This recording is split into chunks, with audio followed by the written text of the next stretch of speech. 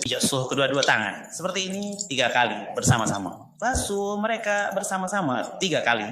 Kemudian ambil segenggam air dan berkumur serta menyedut air ke hidung. Maka ini. Kemudian sekali lagi, dan perhatikan bahawa saya menutup paik dan tidak membiarkannya terbuka kerana ini adalah pembaziran. Biasakan diri dengan ini.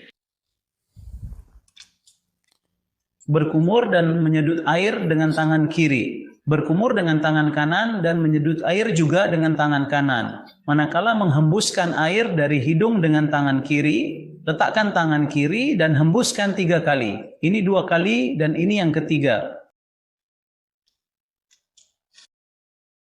Niat dan baca basmalah. Sedikit pelan-pelan aja Pak siramnya ya. Ini airnya, itu dibuang Pak ya. Dimulai sudah cukup.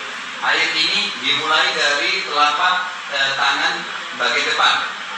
Ini ya, ditarik ke tangan kiri, narik ke tangan kanan di bawah sampai berselangan. Kemudian yang kanan itu memutar di bawah kiri. Jadi mulai dari depan ya. Kemudian ini mempertemukan dua-duanya dan jari-jari kita masuk. Kemudian yang di antara ibu jari. Ini pergelangan ya. Jadi saya ulangi, ini kemudian ini baru 1 kali ya.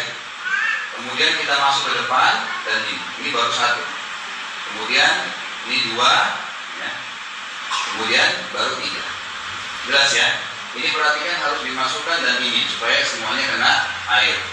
1, harus tenang dalam ibadah. Yang kedua, kalau kita mau berkumur-kumur dan istinsyak, air seperti ini dimasukkan setengah di mulut, setengah di hidung, seperti ini.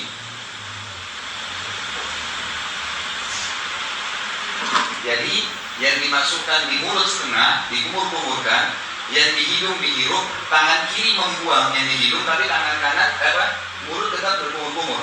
Saya ulangi.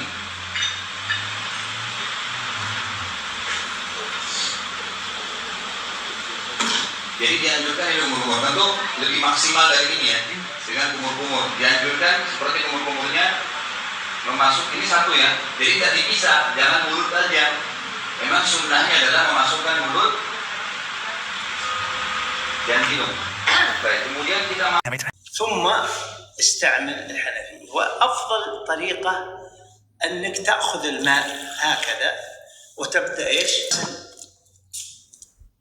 الكف كاملا من أطراف الأصابع. إياك أن تفعل كما يفعل الذي لا علم عنده، يغسل منها هنا، يبدأ فيغسل منها هنا فقط. هذا خلاف الهدي النبوي، خلاف الواجب. تغسل من أطراف الأصابع إلى نهاية المرفق. هذا هو المرفق. كان النبي صلى الله عليه وسلم إذا توضأ أشرع في العضد. هذا العضد. الثانية هكذا، الثانية وهكذا الثالثة. هذا لا بد منه. وإذا خللت أحيانا فالتخليل سنة، أحيانا لا يحافظ على التخليل، يخلل هكذا بين الأصابع. ثم أيضا تغسل اليسرى كما غسلت اليمنى، تغسلها كاملة هكذا من أطراف الأصابع إلى نهاية المرفق وتشرع في العضد. ثم تأخذ الثانية هكذا، ثم الثالثة هكذا. والأفضل أن تبدأ من أطراف الأصابع إلى المرفق، من أطراف الأصابع إلى المرفق.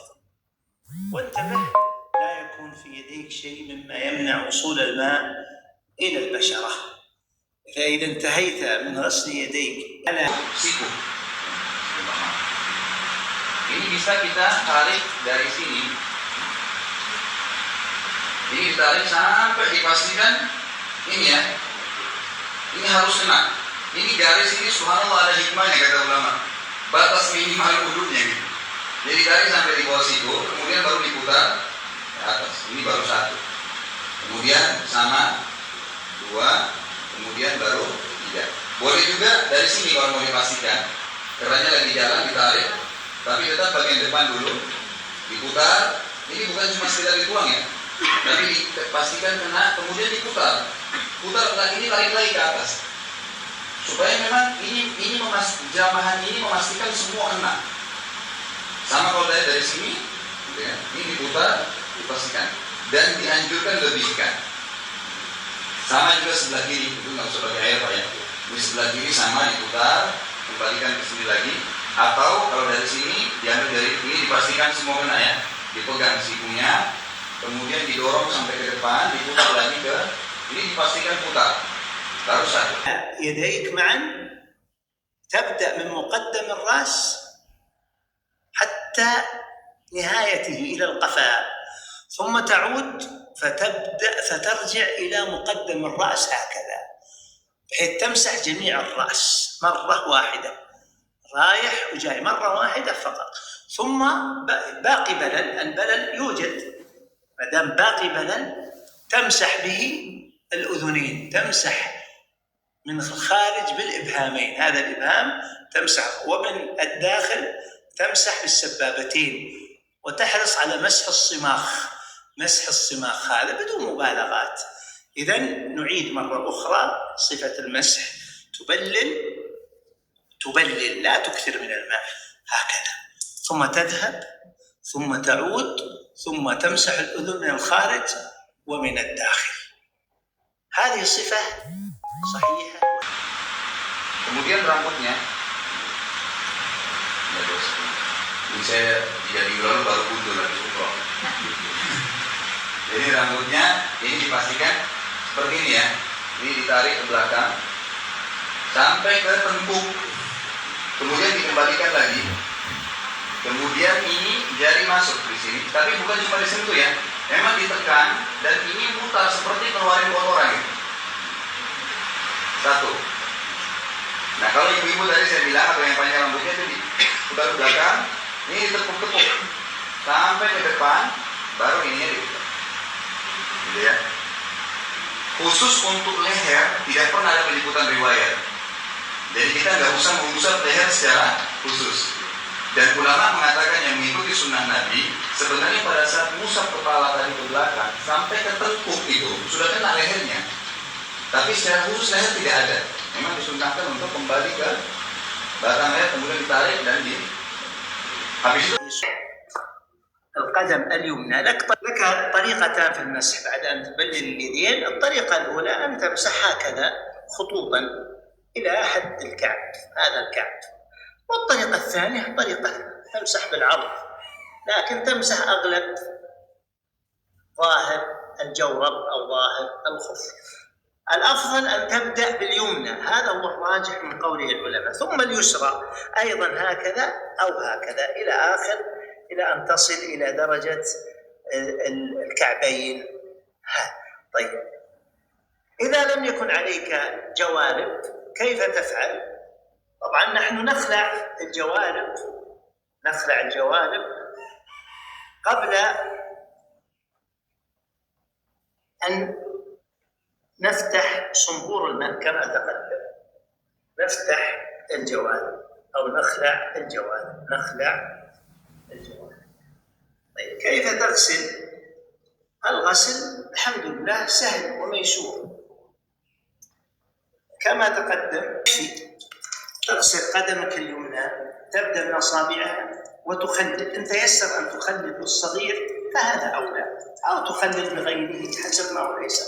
هذه مرة، وهذه 2 وهذه 3. احرص على غسل العقبين، احرص على غسل الأعقاب، فقد قال عليه الصلاة والسلام: ويل للأعقاب من النار. لا بد أن تنتبه. وهكذا الأخمص، ثم تغسل اليسرى كذلك، هكذا اليسرى تغسلها تخللها بالسبابة إن تيسر، عفوا بالخنصر إن تيسر. هذه 1 وهذه 2 وهذه 3.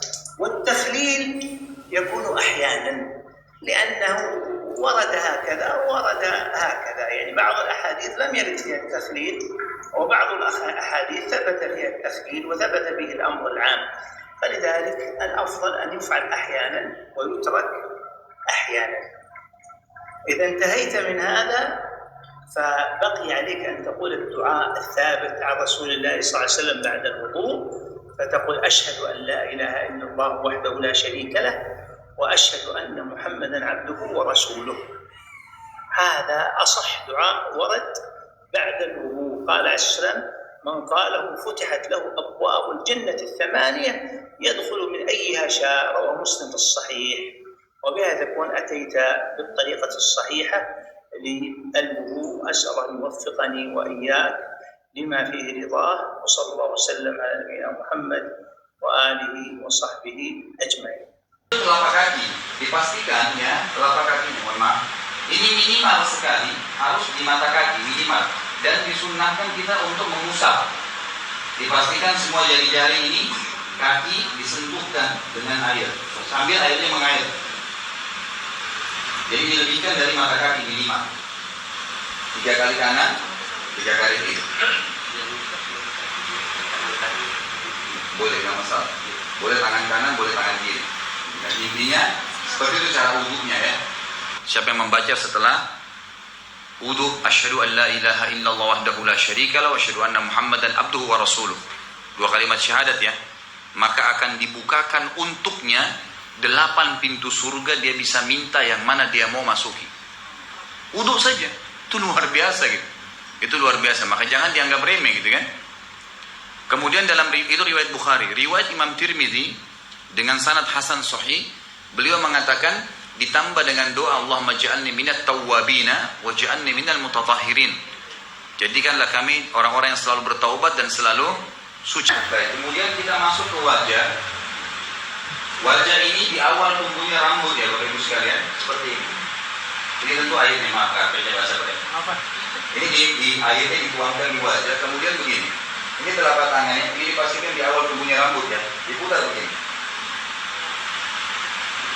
Jadi ini diputar seperti kipas ya. Ini dipastikan semua kena, hidung saya kena, semua mata kena, rambut kena, dan ini tempat di sebelah kuping kena semua. Pada saat diputar begini, jari ini masuk di bawah dagu ya. Ini sudah masuk di bawah dagu. Dipastikan ini 1. Kemudian 2 lagi setelah diambil air tentunya ya. Yang kedua, kemudian yang ketiga. Sama pada saat membasuh. Jumpa kita bahwa Imam Al-Bukhari itu menghadirkan ayat Al-Quran terlebih dahulu sebelum masuk ke hadisnya. Jadi ayat Quran, kemudian hadis-hadis, dan bila diperlukan keterangan-keterangan, disampaikan keterangan yang singkat dan padat. Baik itu dari keterangan para sahabat, ataupun juga para tabi'in, atau penjelasan dari beliau yang singkat dan padat jika itu dibutuhkan. Wa qaulillahi ta'ala, dan firman Allah Subhanahu wa taala berikut, beliau kemudian menukil Quran surah ke-5 Al-Maidah ayat yang ke-6. Jadi ini dalil pertama terkait dengan wudhu. Jadi kalau Anda ditanya misalnya dengan pendekatan nas ya, naqli, dalil, apa landasannya dalam Islam berwudhu itu? Ya, maka Anda bisa menjawab. Yang pertama adalah firman Allah Subhanahu wa taala di Al-Quran surah ke-5 Al-Maidah di ayat yang ke-6. Jadi Islam itu komplit ya. Komplit sekali. Menjawab pertama dengan pendekatan nakli untuk menunjukkan kebenaran risalah. Benar nggak di agamanya itu ada tuntunan? Nah, kalau sudah bertanya ada tuntunan, maka jawabannya kan dalil.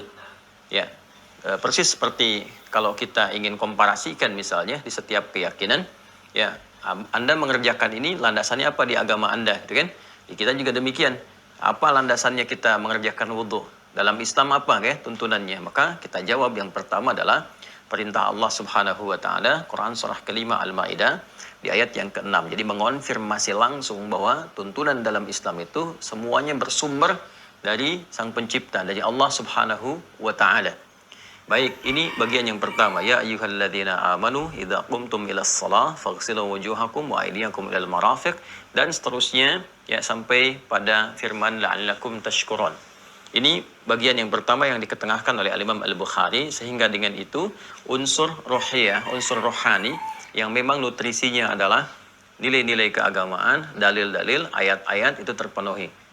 Kemudian yang kedua terkait dengan unsur akli, akal, logika ya. Nah, ini juga terjawab di dalam Islam.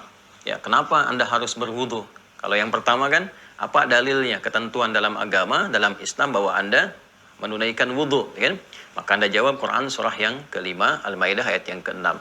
Kemudian yang kedua, jika ada yang bertanya lagi, kenapa sih dalam Islam itu mesti berwudu? Ya, sebelum sholat mesti berwudu terlebih dahulu. Maka logika pun, akal kita pun itu terpenuhi, terjawab. Sehingga hal-hal yang disoal oleh pikiran pun itu diselesaikan dan menghasilkan ketenangan.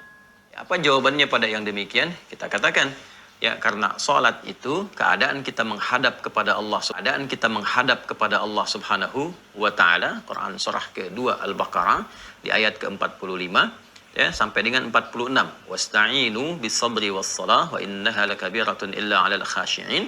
Ayat 46-nya, alladzina yadhunnuna annahum mulaqu rabbihim. Jadi orang khusyuk dalam sholat itu adalah orang yang melakukan persiapan untuk menghadap kepada Rabbnya. Jadi Anda katakan bahwa saat kami akan sholat itu, ya kami sedang menyiapkan diri menghadap kepada Allah, melakukan penyembahan. Ya, jadi kalau Anda saja menghadap kepada pimpinan, Anda bersih-bersih terlebih dahulu, Anda mengenakan pakaian yang terbaik, ya kan? Nah, maka ini kami akan menghadap kepada segala yang menguasai, ya segala yang menghendaki, yang menciptakan pimpinan, menciptakan semesta dan sebagainya. Maka persiapannya pun harus lebih baik dibandingkan dengan hanya sekedar bertemu atau menghadap kepada makhluk, kepada manusia. Jika kepada manusia itu hanya membersihkan yang luarnya saja, mandi, mengenakan pakaian bagus, itu kan membersihkan yang luar, disebut dengan nadhafah. Maka menghadap kepada yang maha segalanya, membersihkan luar dan dalamnya. Itu yang disebut dengan taharah. Karena itu wudu punya sifat taharah. Awas, taharah mencakup an-nadhafah, membersihkan bagian luarnya, juga al-husnu wadhiyah, membersihkan bagian dalamnya. Ini yang membedakan penghadapan kita kepada makhluk dan penghadapan kita kepada Khalik. Nah, jadi kalau logika bertanya, kenapa Anda mesti berwudu sebelum sholat? Anda bisa jawab, Anda saja kalau menghadap pimpinan, menghadap bos Anda, kan Anda bersih-bersih dulu. Apa mungkin Anda menghadap dengan keadaan wajah yang kotor, tangan yang kotor, dengan kaki yang kotor? Anda datang ke istana saja, ya Anda kenakan pakaian yang bagus, ya kenakan keadaan-keadaan yang baik. Maka menghadap kepada Allah yang maha segalanya, sholat itu adalah menghadap kepada Allah, menyiapkan diri dengan baik, ya secara sempurna sebagai penghambaan kepada Allah. Maka persiapan yang pertama adalah membersihkan keadaan diri kita, luar dan dalamnya. Kebersihan luar dan dalam itu melebihi hanya sekedar kebersihan luarnya saja. Dan kebersihan luar dan dalam ini itulah yang disebut dengan wudu. Itu yang disebut dengan taharah. Dan setelah itu baru kita mengenakan pakaian-pakaian yang terbaik. Babnya beda tersendiri. Nanti masuk pada kajian akhlak dalam ibadah. Itu salah satunya di Quran surah ke-7 Al-A'raf ayat 31. Ya bani Adama khudhu zinatakum 'inda kulli masjid. Hai anak cucu Adam, setiap sudah datang panggilan dari masjid. Ini salah satu tafsir cepat dan singkatnya. Nanti ada beberapa pemaknaan, tapi ini yang paling populer ya di kalangan ulama. Jika sudah ada panggilan dari masjid itu, maka kenakan pakaian terbaikmu. Khudhu zinatakum, gitu kan? Kenakan pakaian terbaikmu, terindahmu. Nah, jadi menghadap kepada Allah itu kenakan persiapan-persiapan yang paling maksimal. Nah, nanti kalau sudah mau masuk babnya, ini kan kita baru wudu ya, belum menghadap kiblat aja belum gitu kan. Nah, nanti setelah berwudu nanti persiapan diantaranya kenakan pakaian yang baik, bagi laki-laki pakai wewangian dan sebagainya. Ini menunjukkan kesungguhan, keseriusan kita dalam menunaikan ibadah. Jadi unsur rohani terpenuhi dengan dalil tadi, ya kan? Jadi secara nakli kita punya dalil, ya ini yang membedakan. Dan ini yang menjadikan Islam istimewa. Kalau kita ingin menguatkan keyakinan kita dalam Islam, coba komparasikan salah satunya dalam konteks ibadah dengan keyakinan-keyakinan lain. Jadi kalau Anda gali, Anda pertanyakan, coba Anda mengerjakan ibadah ini, ada nggak tuntunan realnya dalam agamanya? Ya kan? Dan langsung dari Tuhannya gitu. Ya, Anda kan menyebutkan ini sedang ibadah. Ya misal gitu kan, kita ingin belajar saja, ingin belajar. Boleh nggak di-share kepada kami? Gitu kan? Misalnya kita ingin coba menguatkan keyakinan kita, ada nggak tuntunan dalam keyakinannya yang langsung dari Tuhan yang mengatakan prosesnya begini, hikmahnya ini, maknanya ini. Nah, di Islam kita dijawab langsung sehingga menghadirkan ketenangan ya dalam jiwa kita. Kan roh itu obatnya dalil ya. Roh itu kan obatnya ibadah. Jadi begitu kemudian bertanya, ini dalilnya, ketentuannya, bahkan diatur. Ini ayatnya, mengerjakannya begini, keterangannya seperti ini, contohnya begini. Jadi lengkap sekali dari ayat Qur'annya sampai juga ke hadisnya dan disampaikan dengan detail. Kemudian logikanya juga dijawab, ya kenapa Anda harus berwudu, tadi sudah saya sampaikan, demikian cara menjawabnya.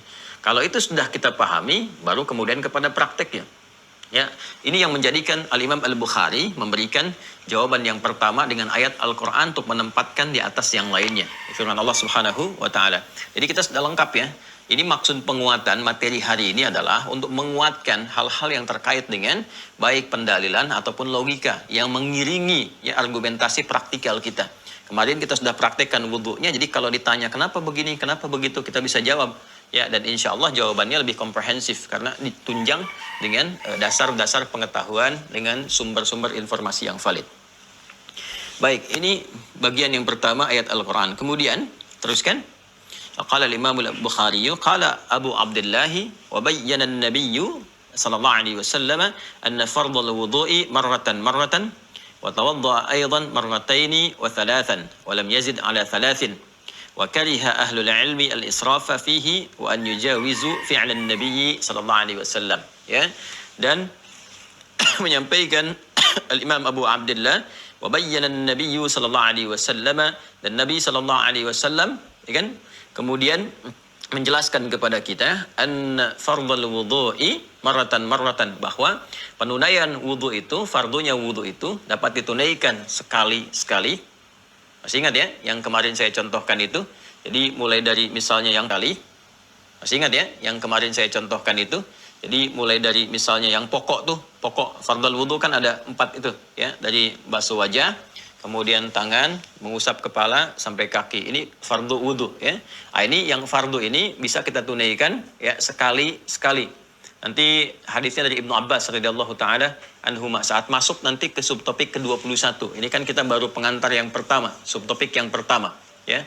Topik keempat, sub yang pertama. Nanti banyak sekali subtopiknya ini. Tema-temanya banyak, penguatannya. Itu indahnya dalam Islam tuh. Di setiap praktek itu dikuatkan dengan dalil. Kenapa begini? Dalilnya ini, logikanya ini. Jadi semua itu selesai gitu. Semua selesai. Ya, selama ini pernah nggak kita bertanya, ya kan? Misalnya, kenapa kumur-kumur begini? Dalilnya apa kumur-kumur? Ya kan? Memang bagi awam itu selesai. Kalau kita dicontohkan, ikutin selesai. Tidak menuntut adanya dalil. Bagi orang awam, kerjakan, diberitahu, sami'na wa ata'na. Namun bagi ingin yang memperdalam, menguatkan, yang sekiranya bisa menjadi argumentasi yang baik kekuatan untuk diri ataupun menjelaskan pada orang lain, apalagi kita studinya terkurikulum, ini sangat penting untuk mengetahui itu. Ya.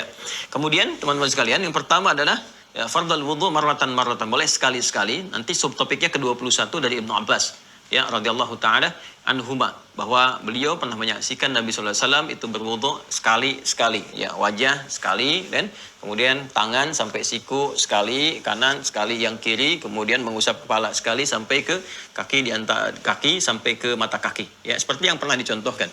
Nah, kemudian wa tawadda'a aidan marrataini, dan juga boleh 2 kali. Ya, 2 kali ya, sekali selesai, sekali lagi gitu kan. Nah, ini nanti dari Abdullah bin Zaid ya radhiyallahu taala anhu, itu nomor subtopik yang ke-22. Dan juga thalathan, 3 kali ya, 3 kali basuhan. 3 kali basuhan ini dari hadis Utsman bin Affan radhiyallahu taala anhu. Ya, ini sangat menarik nanti hadisnya, sangat menarik sekali, apalagi bila disusul dengan salat. Cara wudu yang benar itu, wudunya benar, kemudian berdoa, disusul dengan salat 2 rakaat, salat apa saja itu berpeluang mengampuni dosa-dosa yang pernah dikerjakan sampai kita menunaikan salat setelah wudu itu. Ya, makanya nanti ada ulama juga yang mengisyaratkan salat wudu, salat yang ditunaikan pas ke wudu 2 rakaat, bentuknya apa saja. Ya, itu sangat menarik nanti ya, dan itu besar sekali dampaknya kepada jiwa kita dan pahalanya tinggi di hadapan Allah Subhanahu wa taala.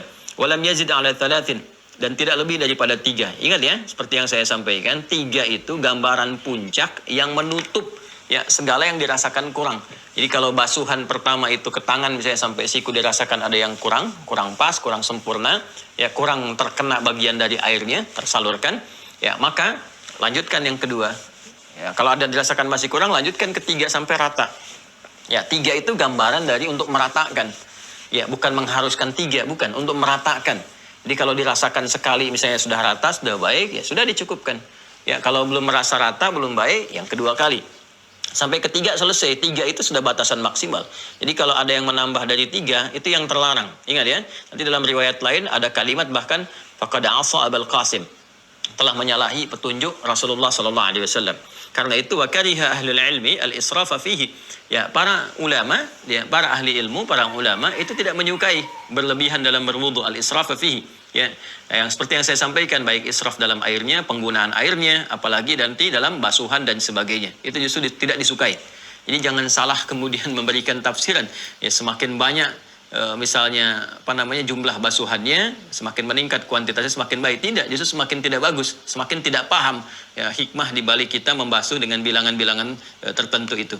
Ya, wa an yujawizu fi'lan Nabi sallallahu alaihi wasallam, dan melampaui contoh perbuatan Nabi sallallahu alaihi wasallam itu hal yang tidak diperkenankan. Ini bagian pengantar pembukanya. Kemudian yang kedua, ini akan melahirkan pengetahuan baru pada subtopik yang kedua ini, babun la tuqbalu salatun bighairi tuhurin. Ya, babun subtopik pembahasan la tuqbalu salatun bighairi tuhurin. Tidak diterimanya salat tanpa berwudu terlebih dahulu. Ya, tanpa bersuci atau berwudu terlebih dahulu.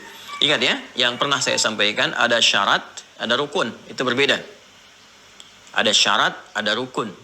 Perbuatan yang termasuk di dalam skema penunaian ibadah, termasuk di dalamnya dan menentukan sah tidaknya ibadah itu rukun namanya. Jadi kalau masuk dalam pelaksanaannya, ya masuk dalam skema pelaksanaannya seperti sholat misalnya dari takbir sampai dengan salam, ya maka takbir masuk bagian sholat, membuka, ruku bagian sholat, sujud bagian sholat, ya sampai dengan salam kemudian. Nah itu yang ada di dalam penunaian sholat itu rangkaian ibadah yang termasuk di dalamnya dan menyatu di dalamnya ada, itu disebut rukun. Tapi kalau dia terpisah dari itu, ya tapi menentukan benar tidaknya ibadah itu, sah tidaknya ibadah itu, walaupun tidak langsung termasuk dari rangkaiannya. Rangkaian yang terpisah tapi akan sangat menentukan proses penunaian di balik ibadah yang dimaksudkan. Itu syarat namanya. Nah, wudu itu termasuk syarat karena bukan termasuk bagian dari rukun sholat. Ya, sholat dibuka dengan takbir, ditutup dengan salam. Rangkaiannya dibuka dari takbir.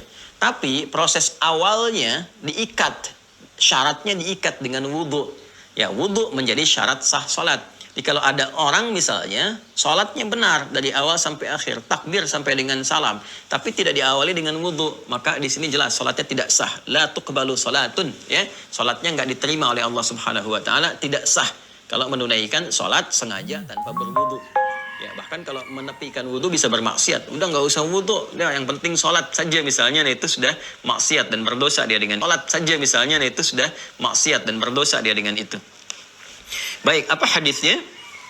Qala haddatsana Ishaq bin Ibrahim Al-Hanzali qala akhbarana Abdul Razzaq qala akhbarana Ma'mar an Hammam bin Munabbih annahu sami'a Aba Hurairah yaqulu qala Rasulullah sallallahu alaihi wasallam. Hadisnya dari sahabat Abu Hurairah radhiyallahu taala anhu, beliau menyampaikan Rasulullah sallallahu alaihi wasallam pernah bersabda, la tuqbalu salatu man ahdatha hatta yatawadda'a.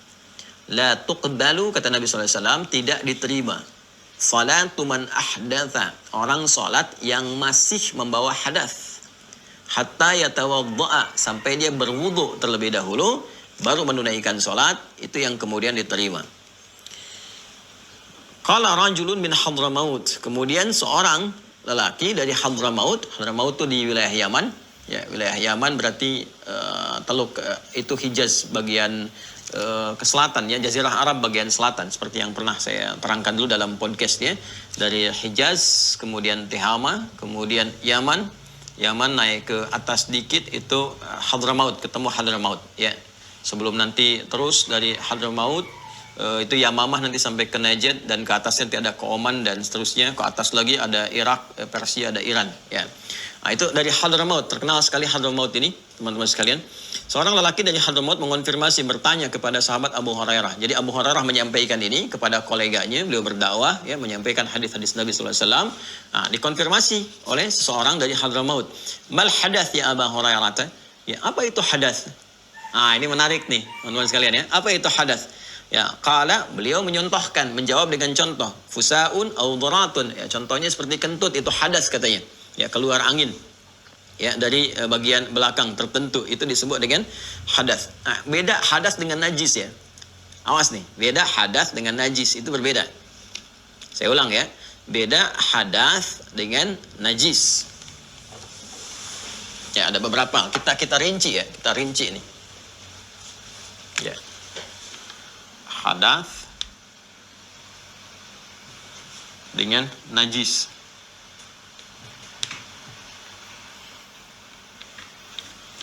Deh.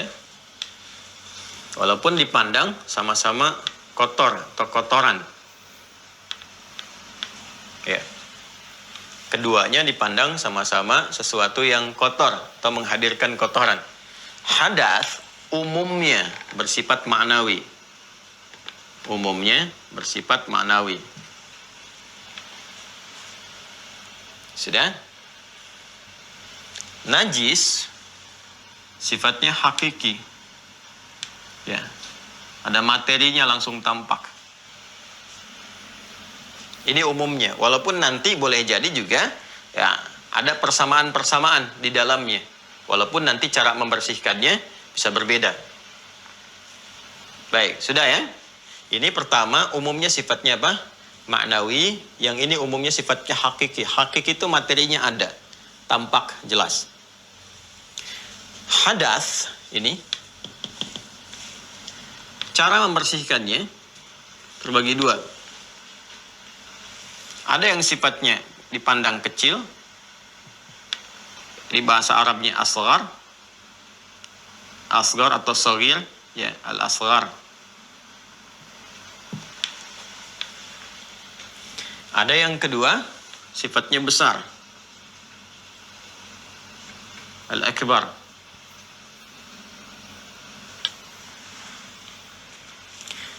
Yang kecil secara umum didefinisikan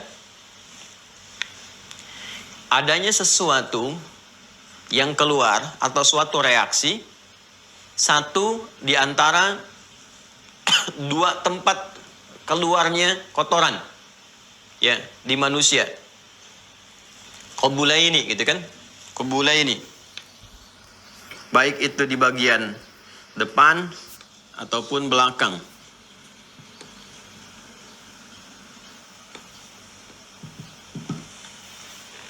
Misal, kalau kita spesifik misalnya, ini ada kencing misalnya kan, saya contohkan secara langsung. Ini kentut misalnya, baik ya, dengan segala jenisnya, baik yang terdengar ataupun tidak terdengar, kan ada yang terdengar, ada baunya, ada terdengar, tidak ada baunya, ya, ada yang tidak terdengar, ada baunya, ya, dan macam-macam. Nanti di dalam hadis pun nanti diterangkan, ya, bagaimana kondisi-kondisi saat ini. Nah ini yang kecil, ya, yang kecil, pelan-pelan. Ada seseorang buang air kecil misalnya, dengan kencing di sini kita sebutkan, ya, dengan kencing ini maka dipandang dia berhadas, ini dia berhadas. Kencingnya itu najis, kencingnya itu najis. Membedakan cara membersihkannya berbeda. Nah, jadi kalau cara membersihkan ini kencingnya najis, ya kan? Ada najisnya. Nah, kemudian keadaan saat kencingnya itu, ya, keadaan kencingnya itu disebut dengan hadas. Cara membersihkan, bersihkan bagian yang keluar dari ya air kecil itu atau kencing itu, dibersihkan sudah, ya. Kemudian juga sama ya dalam konteks ini dibersihkan, setelah bersih najisnya hilang, dipastikan hilang najis, selesai. Ya, bersih, selesai. Jadi najis itu dibersihkan di tempat adanya najis, baik yang keluar ataupun melekat. Ya, kena kotoran misalnya kan, atau ada darah kan najis ya, atau ada kotoran misalnya yang melekat dari hewan tertentu, itu najis, materinya ada, sifatnya hakiki. Hakiki itu materinya ada, terlihat. Cara membersihkannya berbeda dengan hadas. Ya, najis itu dihilangkan di tempatnya yang terkena kotoran. Kalau ada nempel kotoran, sifatnya najis, bersihkan di tempat itu. Ya, sampai hilang 3 sifat itu.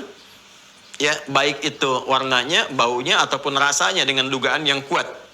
Hilang, selesai. Ya, sama ini keluar dari najis tempat tertentu, maka bersihkan sampai hilang keseluruhannya, sampai bersih, terasa bersih, sudah selesai, hilang najisnya. Tapi dengan menghilangkan najis, awas hati-hati, belum tentu bisa menghilangkan hadas. Karena sifat hadas itu maknawi, bukan menghilangkan keadaan najisnya, kotorannya yang nampak, bukan. Ya, hadas itu sifatnya maknawi, hal-hal yang mengiringi ketika kotoran itu keluar. Nah, ini detailnya dalam Islam. Detailnya dalam Islam. Jadi ada yang secara fisik nampak materinya, ada yang tidak nampak secara fisiknya, tapi memengaruhi kepada keadaan diri kita. Orang yang buang air kecil, setelah selesai buang air kecil, itu kan ada keadaan diri terasa di dalam dirinya, sesuatu yang berbeda kan, saat sebelum dia buang air kecil.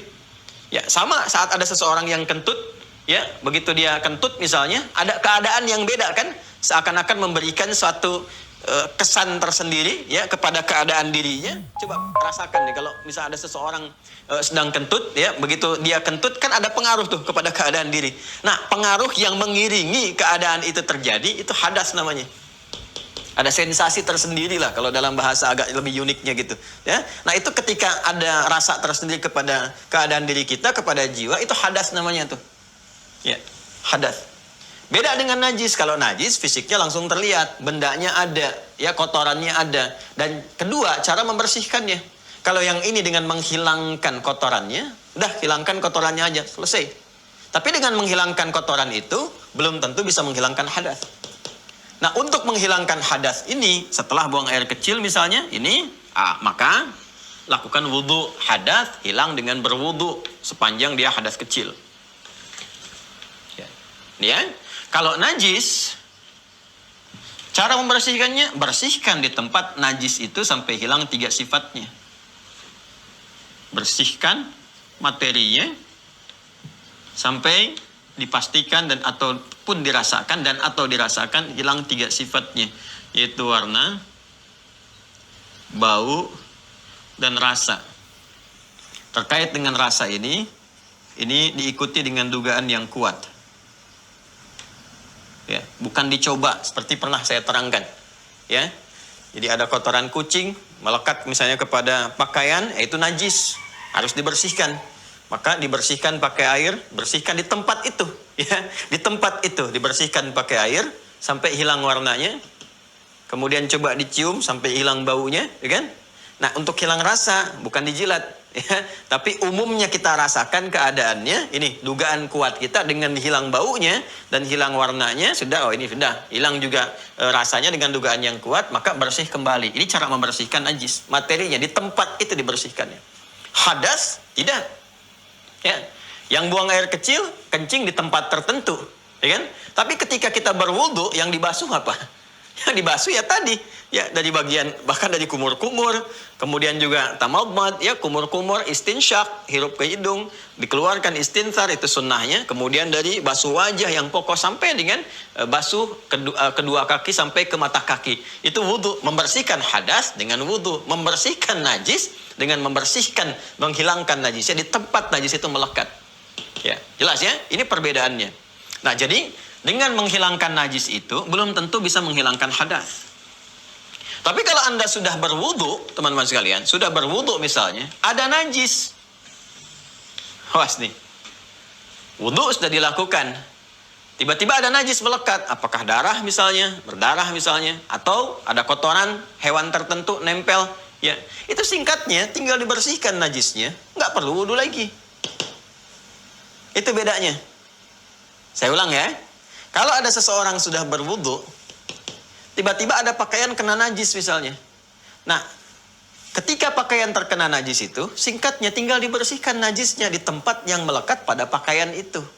Karena najis sifatnya dibersihkan ya pada tempat yang melekat, langsung bersihkan. Tapi saat terkena najis itu, najisnya tidak membatalkan wudu, hanya dibersihkan najisnya, wudunya tetap dengan keadaan sebelumnya. Sepanjang tidak terjadi hal-hal yang bisa menghadirkan hadas dan membatalkan wudu. Nah, contoh misalnya, ya, dia tidak kena najis tapi kentut. Nah, ini membatalkan hadas. Ya, maka wudunya diulang. Ini yang membedakan dengan najis. Kalau najis dibersihkan di tempat dia keluar. Kalau hadas, ya berwudunya sesuai dengan praktek yang telah kita contohkan. Makanya ada orang kentut, dia berhadas misalnya. Dan cara membersihkan hadasnya kan nggak seperti najis. Nggak ada orang kentut kemudian ambil air dibersih-bersihkan di bagian di tempat kentut, kan tidak. Ya kan? Ketika ini terjadi, maka dia berwudu kembali. Itu yang disebut dengan hadas. Karena yang dibersihkan dalam hadas itu adalah keadaan-keadaan diri yang mengiringi ketika najis atau hal tertentu keluar dari dalam dirinya. Baik itu sifatnya seperti kentut ataupun kencing dan semacamnya. Jelas ya? Ini gambarannya. Ini yang hadas kecil, ya. Baik yang keluar dari depan ataupun keluar dari belakang, ada yang kentut, ada yang kemudian ke toilet, pub dan seterusnya, maka najisnya dibersihkan. Ini nanti skema caranya banyak, tergantung apakah najisnya itu kecil, ya, mukhaffafah ataupun mutawassithah atau mughalladah, ya, yang sifatnya ringan, menengah ataupun besar. Nanti ada babnya sendiri, Kalau anak-anak bayi usia sekian belum makan, bagaimana membersihkannya, gitu kan? Sehingga najisnya hilang, itu ada babnya sendiri. Nanti kalau sudah masuk ke bab ini kita bisa turunkan supaya tidak terlampau melebar. Nanti kalau sudah masuk ke bab ini kita bisa turunkan supaya tidak terlampau melebar. Jelas ya? Nah, hadas yang besar, al-hadasul akbar. Ini contoh paling gampangnya. Satu seperti hubungan seksual biologis atau jima, misalnya kan? Hubungan seksual biologis antara suami istri yang sah kemudian dilakukan dengan tuntunan syariat, ya. Atau keluarnya misalnya mani.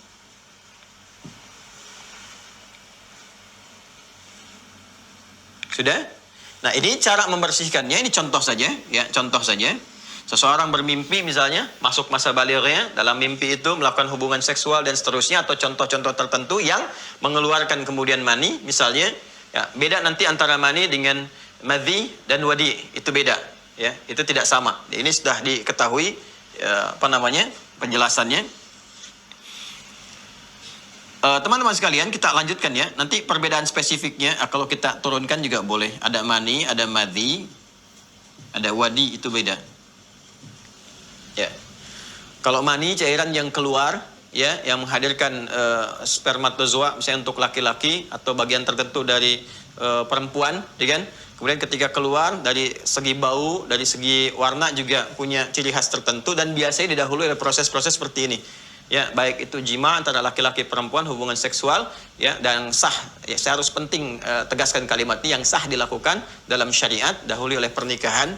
Kemudian atau yang kedua, teman-teman sekalian, maaf ya, ini penguat ini untuk menghilangkan kesan-kesan zina macam-macam dan turunannya.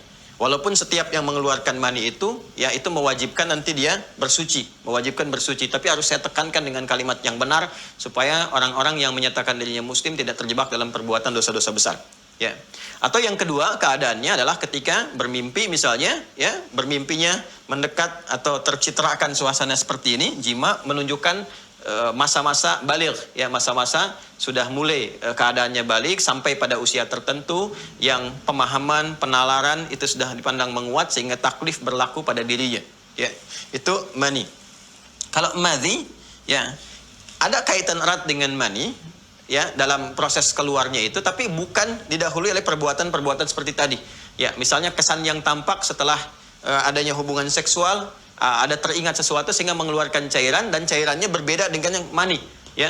Dari sifat lengketnya, bentuknya, baunya dan sebagainya itu berbeda. Itu madhi namanya. Ya, madhi. Ya, kalau wadi itu cairan yang lebih rendah daripada ini. Ya, lebih rendah daripada ini. Yang kadang-kadang dia keluar misalnya pasca keadaan-keadaan tertentu. Kalau yang ini tadi pasca ada teringat sesuatu misalnya, atau setelah ada maninya disusulkan dengan madhi, itu bisa juga terjadi, ya, yang mengiringi misalnya dalam proses ini buang air kecil tiba-tiba ada iringan sisa-sisa bekasnya itu, ya kan? Ini juga bisa kualitasnya menjadi madhi, bisa terjadi. Tapi umumnya itu selalu dicitrakan dengan kadang-kadang teringat prosesi keadaan-keadaan setelah berjima atau ada hubungan seksualitas, terus kemudian masih tersisa cairan itu ada, itu disebut dengan madhi, ya, sepanjang nanti bentuk dan sifatnya tidak sama dengan mani, ya. Kalau ini, yang ini bisa keadaan macam-macam, ya, bisa keadaan tersentuh misalnya tertentu, atau keadaan-keadaan yang menjadikan dia tersentuh sehingga ada reaksi tertentu yang mengeluarkan, tapi tidak sama dengan mani.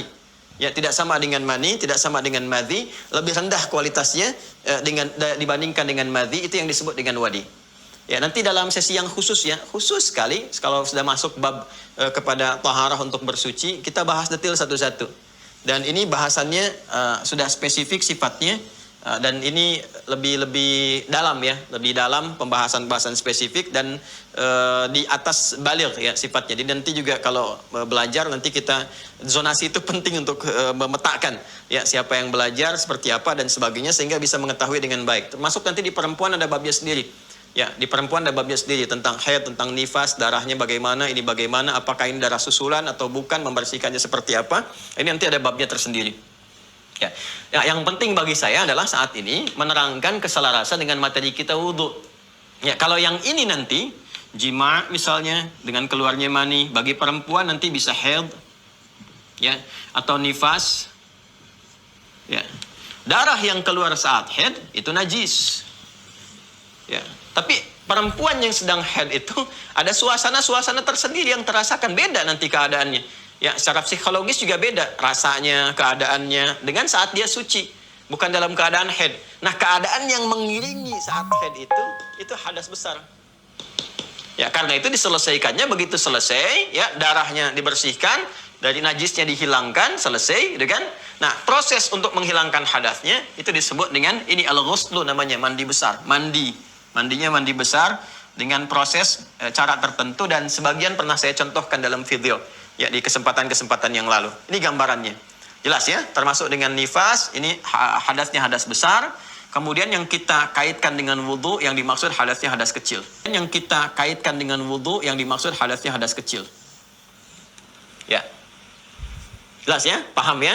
Jadi kalau hadas, cara menyelesaikannya dengan wudhu bukan membasuh atau menghilangkan di tempat terjadinya peristiwa atau melekatnya najis. Sedangkan najis dibersihkannya tepat di tempat keadaan najis itu berada. Bersihkan sampai hilang dengan 3 sifat utamanya, najis hilang. Karena itulah kalau seseorang kentut dia mengeluarkan hadas misalnya, bukan dibasuh dengan sifat najis, ya, tapi dihilangkan hadasnya dengan keadaan wudhu. Jelas ya, supaya mengerti ya, antara najis dengan hadas itu berbeda. Karena saya lihat kemarin ketika saya menerangkan tentang praktikal wudhu, ada yang bertanya, Ustadz, menurut pendapat saya, nah ini sudah salah juga pembukanya. Karena beragama itu bukan dengan pendapat, beragama itu dengan dalil. Ya, menurut pendapat saya, airnya dialirkan aja supaya ya, najis itu kan bisa hilang, melekat gitu kan. Nah, ini kita sedang berwudu. Sedang berwudu, kalau ada najis ya dibersihkan aja, bukan dengan wudu. Ya, bukan dengan wudu. Cara membersihkan najis dengan berhadas itu berbeda. Kalau Anda merasakan ada najis itu ya dibersihkannya dengan menghilangkan di tempat yang melekat, hilangkan. Ya, sedangkan berwudu itu menghilangkan hadas, bukan menghilangkan najis secara fisikal yang ada. Jelas ya? Nah, ini yang saya maksudkan. Jadi ikutin aja dalilnya seperti apa, diikutin karena ada hikmah di balik itu. Ya, dan kalau kita mau detail lagi di riset nanti dengan keilmuan yang lebih dalam lagi, kita bisa membedakan keadaan hadas materinya terlihat, najis materinya terlihat secara fisikal, sedangkan hadas keadaan itu dirasakan. Yang dirasakan itu nggak bisa kelihatan. Saya tanya pada Anda, bahagia itu bentuknya bagaimana sih? Sedih itu gimana wujudnya? Ya, yang Anda bisa lihat ekspresinya begini, ekspresi begini. Nah, itu adalah gambaran pancaran dari keadaan bahagia ataupun sedih. Ekspresi orang kentut tuh kelihatan. Jadi begitu dia kentut, ekspresinya kelihatan. Apalagi kalau di kumpulan orang-orang kan. Nah, itu ya, pancaran keadaan dirinya. Nah, itu yang diselesaikan dengan wudhu. Dia punya hadas, selesaikan dengan wudhu. Ya, kalau najis tampak ini bersihkan keadaannya biasa. Itu kalau mau riset lebih dalam lagi. Jadi saya sarankan, kalau sudah ada ketentuan dalam syariat, diikutin dulu. Nah, nanti saat diikuti, hikmah datang membimbing kita, oh ini maksudnya. Gak usah terlalu kreatif gitu ya. Inovasi, kreativitas pada hal-hal yang telah ditetapkan oleh syariat itu gak berlaku hukumnya. Ya, jadi jangan mengadu pendapat dengan dalil. Ya, pendapat diikutkan kepada dalil. Karena itu para ulama berpendapat pun berdasarkan dalil. Dalilnya begini, baru dikeluarkan pendapat. Jadi bukan pendapat yang tidak menyatu kepada dalil. Jelas ya? Nah, ini tentang